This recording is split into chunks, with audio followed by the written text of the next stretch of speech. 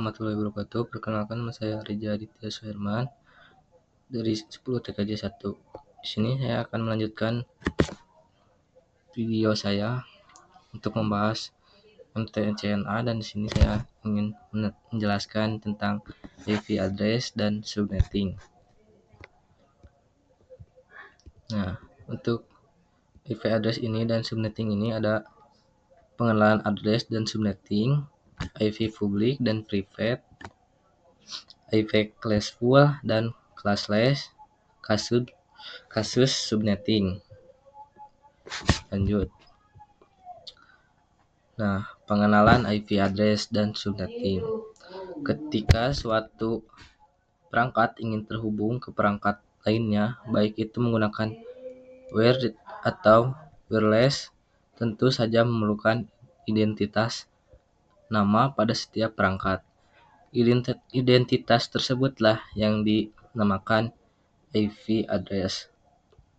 Subnetting adalah upaya proses untuk memecahkan sebuah network dengan jumlah host yang cukup banyak menjadi beberapa network dan jumlah host yang lebih sedikit. Teknik subnetting membuat skala jaringan lebih luas dan tidak dibatas oleh kelas-kelas IP kelas A, B, dan C yang sudah diatur. Mungkin ini gambar sebagai contohnya.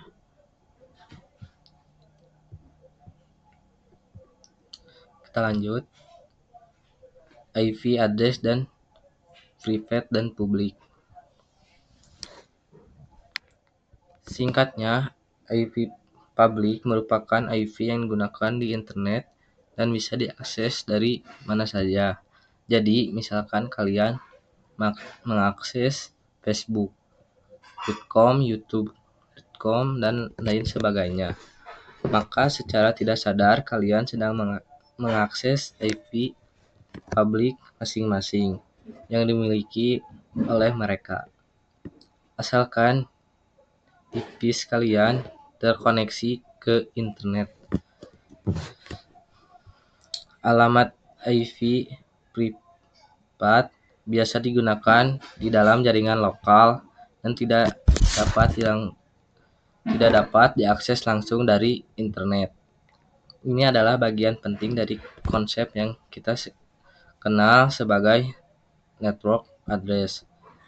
Translation NAT yang memungkinkan beberapa perangkat dalam jaringan lokal menggunakan satu alamat IP publik tunggal untuk berkomunikasi dengan internet.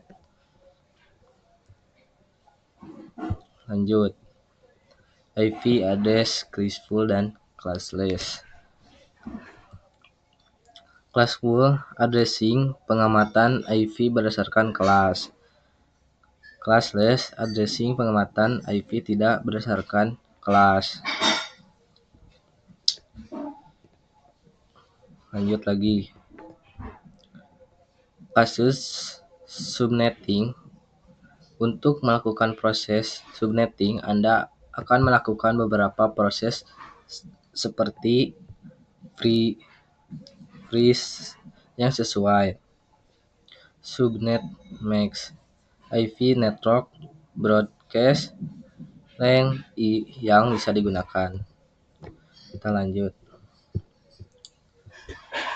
Kasus subnetting. Untuk melakukan proses subnetting, Anda akan melakukan beberapa proses seperti freeze yang sesuai, subnet max, IP network, IP broadcast, dan IV yang bisa digunakan.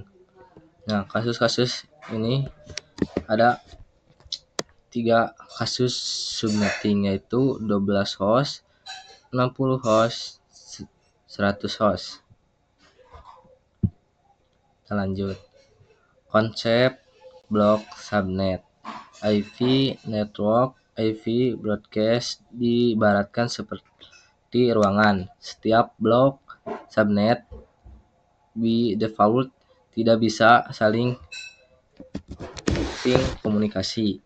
kumpulan visi yang berada pada suatu ruangan perlu dikonfigurasi menjadi satu blok subnet. Kita lanjut.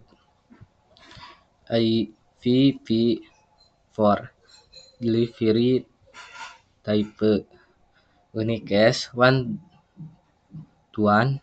communication, multicast one-to-many communication, broadcast one-to-all communication. Mungkin ini adalah beberapa gambar untuk contoh IPv4 delivery type. Kita lanjut. Konsep switch dan router. Switch mengkoneksikan perangkat yang satu network. Router mengkoneksikan perangkat yang berbeda network.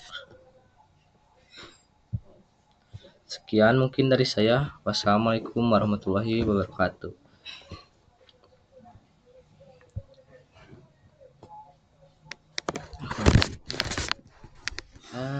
Detek